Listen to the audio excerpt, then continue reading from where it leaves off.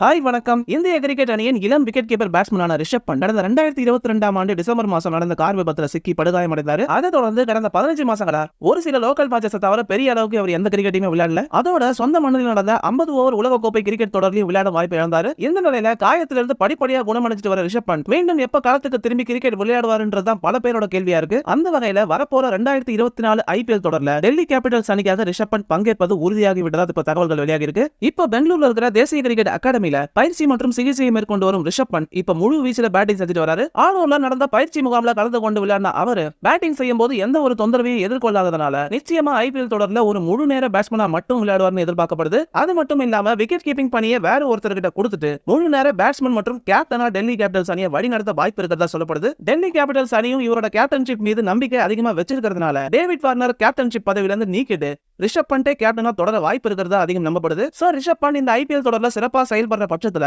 இந்த ஆண்டு west Indies மற்றும் அமெரிக்கா நாடுகள்ல நடக்க போற T20 உலக கோப்பை தொடருக்கான இந்திய அணியிலும் அவர் தேர்வாகிற வாய்ப்பு அதிகமா இருக்கு. என்ன நடக்குதுன்னு பொறுத்திருந்து பார்க்கலாம்.